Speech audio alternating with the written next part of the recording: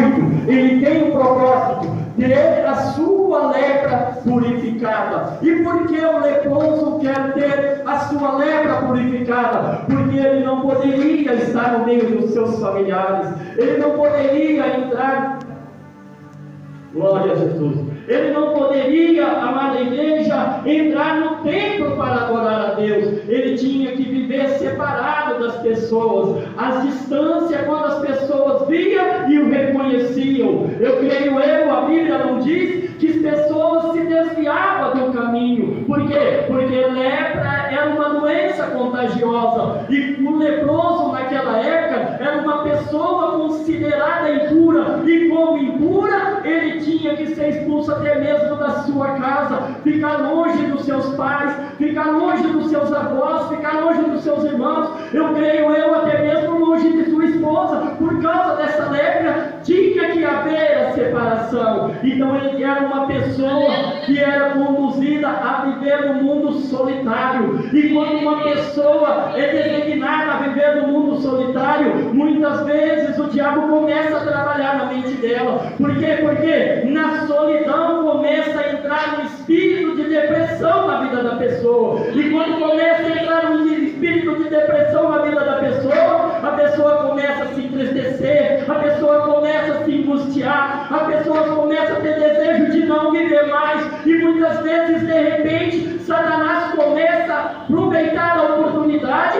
aproveitar a brecha e começar a soprar e dizer na mente da pessoa da seguinte maneira: você não tem mais jeito, você não tem mais solução, tira a sua vida que é melhor para você, porque o teu sofrimento vai acabar. Mas de repente se ouve falar de um homem poderoso que estava andando por aquelas terras de Jerusalém, de Israel, ali para aquelas bandas. Então se ouve falar a respeito de Jesus. Por que se ouve falar a respeito de Jesus? Porque Jesus era anunciado por todos os lugares que passava, porque aonde Jesus passava, um milagre acontecia. Aonde Jesus passava, não só o leproso era curado, aonde Jesus passava, o paralítico saía andando, aonde Jesus chegava, o mundo começava a glorificar o nome do nosso Senhor e nosso Deus. Aonde Jesus passava, o cego começava a enxergar, porque tinha que haver milagre, tinha que haver sinais, prodígios e maravilha. Porque certo dia o Senhor Jesus disse: se não houver milagre, se não houver sinais e prodígio, o povo se corrompe, o povo não crê. E o povo naquela época, muitas vezes, muitos iam ali para ouvir o ensinamento de Jesus, mas havia uma certa quantidade de pessoas que estavam ali sempre por perto de Jesus, sempre seguindo Jesus. Para quê? Para pegar Jesus em alguma falha, para condenar Jesus em alguma coisa, para usar a lei contra Jesus. E muitas vezes essas pessoas, os escribas e os fariseus, quando estavam ali sempre caminhando atrás de Jesus, o que eles faziam? Pegaram primeiramente uma mulher em adultério e pensaram consigo mesmo: agora nós pegamos ele numa falha, agora nós vamos condenar ele à morte, porque ele pecará contra a lei. Então eles pegam essa mulher em adúltera e levam até a presença de Jesus e diz assim: mestre, a lei de Moisés diz que essa mulher que foi pega em adúltero, ela tem que ser apedrejada. O que o Senhor nos disse? Ele pega, não responde, agacha e começa a escrever na areia. A palavra de Deus não diz o que ele estava escrevendo naquele momento, mas eu creio pelos olhos espirituais que eles escreviam. Jesus escrevia da seguinte maneira: mas não foi a mulher pega em adúltera? Ela estava praticando adultério sozinha? Aonde está o adúltero que estava com ela? Porque pela lei também o adúltero tinha que ser apedrejado. E eles acharam que ia pegar Jesus nesta oportunidade. Então Jesus escrevendo ali na areia, como eu disse, creio eu que Jesus escreveu dessa forma, porque a palavra de Deus não diz, mas creio que ele escreveu da seguinte maneira: cadê o adúltero que estava com ela? Porque ele também teria que ser apedrejado pela lei. Por que trouxeram só a mulher adúltera para condenar e ser apedrejada? Porque só a mulher tem que pagar pelo pecado e o homem adúltero não vai pagar pelo pecado. Mas de repente Jesus levanta a cabeça e pergunta para eles: Quem não tem pecado, que atire a primeira pedra. E Jesus agacha de novo e volta a escrever. Mas Jesus sabia que ali não haveria resposta, porque Jesus conhecia os vossos corações.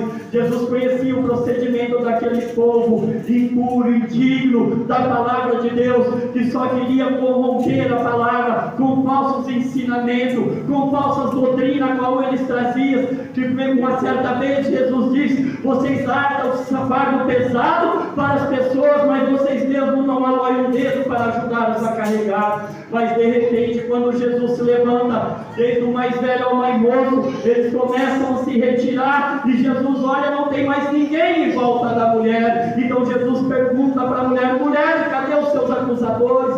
Aonde estão os seus acusadores? E de repente a mulher olha em volta, se levanta e olha que não tem nenhum acusador. Senhor, foram todos eles embora. Então Jesus disse: vai e peques mais, porque a tua fé te salvou. Por quê? Porque todos aqueles acusadores tinham pecado, assim como eu e você temos pecado.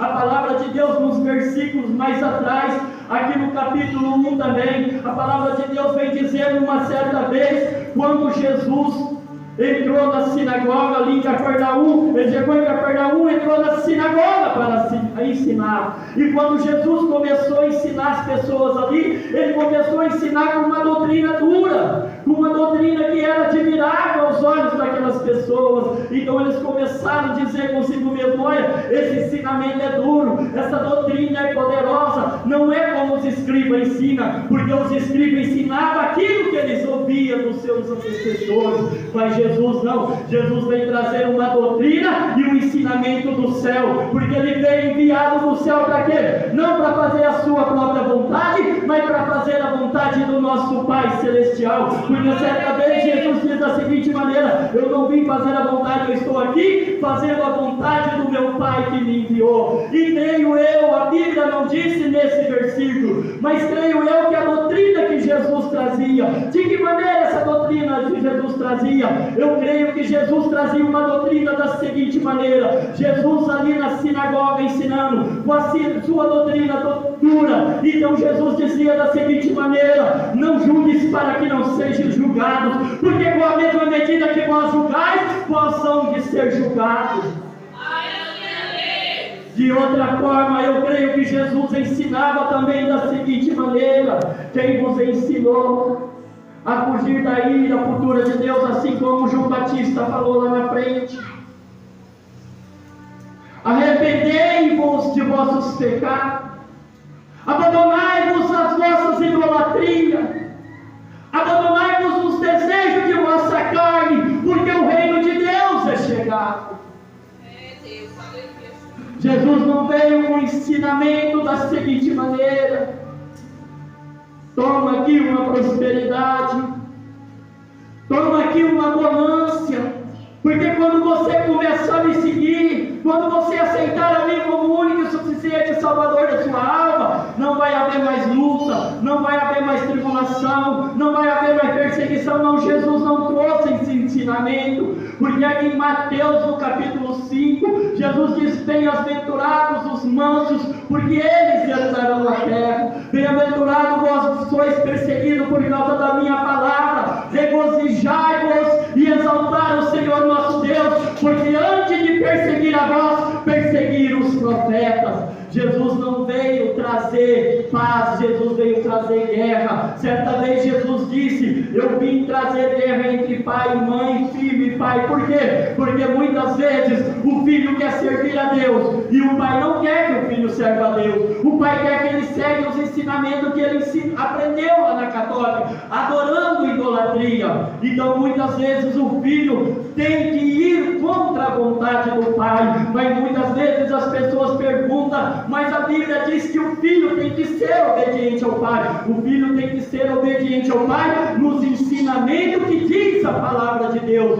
Porque se o pai mandar o filho matar, o filho não pode matar, ele tem que desobedecer o pai. Então desta forma ele tem que obedecer ao nosso Senhor e Salvador Jesus Cristo. E muitas vezes quando a filha também quer servir a Deus, não é da mesma maneira, é diferente, porque às vezes a mãe ali também não quer que a filha serve a Deus, não quer que a filha vá para a igreja, porque diz que a filha vai virar fanática, a filha vai virar religiosa, mas ela não entende que quando a filha quer ir para a igreja, quando a filha quer aceitar o nosso Senhor e Salvador Jesus Cristo, o que acontece? Através da filha, Deus vai trazer salvação para a vida dela, porque muitas vezes aquela pessoa que está na idolatria, muitas vezes aquela pessoa que está no vício, da droga, da bebida, do cigarro, que está na obra da macumbaria, da feitiçaria, ela pensa que ela está fazendo os seus próprios desejos, mas não, está fazendo a vontade de Satanás, e muitas vezes Satanás está na presença de Deus,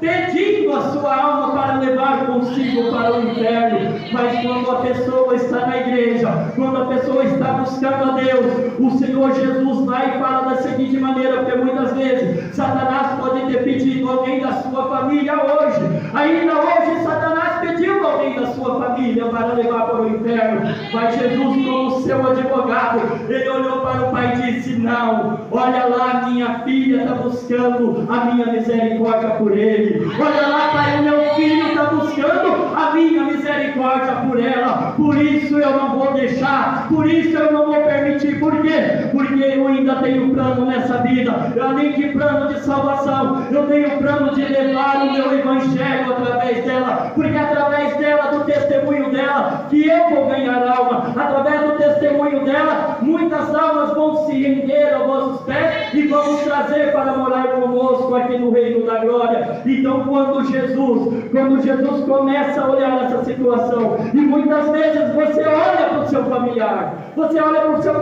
da seguinte maneira: ele está nas drogas, ele está na bebida, você já pregou, você já pelejou, e não tem mais jeito, não tem mais solução.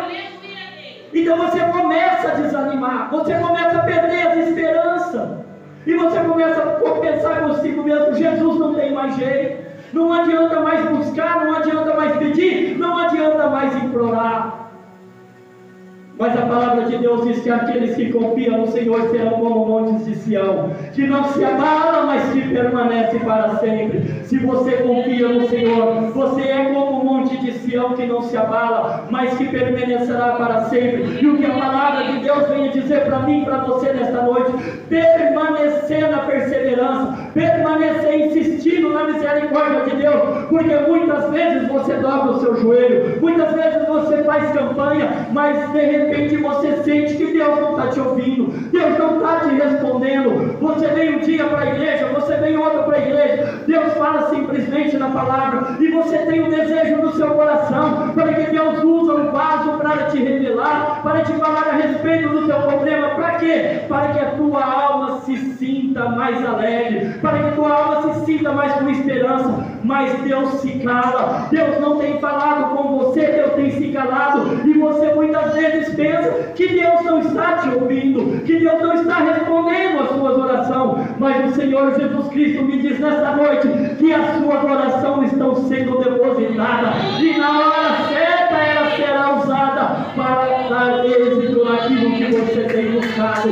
Não desanime de buscar, não desanime de implorar no Senhor nosso Deus, porque Ele é o único que pode nos dar bênção, pode nos dar vitória, pode nos alegrar nossos corações de ver os nossos familiares vir até aqui na frente e aceitar o nosso Senhor e Salvador Jesus Cristo. Mas para isso, como diz a palavra aqui mais atrás, nos ensinamentos de Jesus pede para fugir do disse-me-disse, Jesus pede para fugir da idolatria, Jesus pede para abandonar os desejos da carne, porque um dia Paulo disse da seguinte maneira: não vivo mais eu, mas Cristo vive em mim. Quando Paulo disse que não vivo mais eu, mas Cristo vive em mim, ele está querendo dizer o quê? Para mim e para você, que nós temos que renunciar a nossa carne, nós temos que renunciar o nosso desejo, porque o desejo da minha carne não é a vontade de Deus, o desejo da minha carne não vai me levar para a salvação, o desejo da minha carne não vai salvar o meu familiar,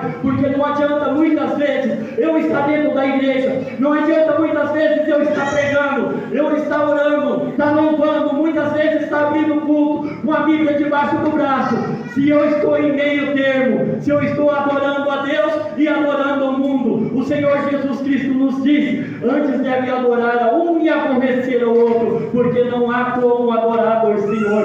Antes vocês adoram a Deus ou adoram o Deus deste mundo? Porque o Deus deste mundo, ele traz somente os desejos da sua carne. Porque quando você age com o desejo da sua carne, o desejo da sua carne faz o quê? Te afasta da presença do Espírito Santo. E Deus não quer que o Espírito Santo se afasta de você. Deus não quer que você vive na desobediência, porque na desobediência muitas vezes nós permanecemos hoje, muitas vezes na desobediência você permanece amanhã, você permanece depois, mas pode chegar um dia, como diz a parábola lá do agricultor que plantou, teve as suas plantações e o seu celeiro não cabia. Então ele pensou consigo mesmo: derribarei os meus celeiros. Quando eu derribar o meu celeiro, edificarei outro melhor, maior, guardarei os meus mantimentos e direi comigo mesmo: fome, porque você tem muitas coisas para comer durante muitos anos de vida. Então, Senhor nosso Deus, vem e diz: hipócrita, hoje mesmo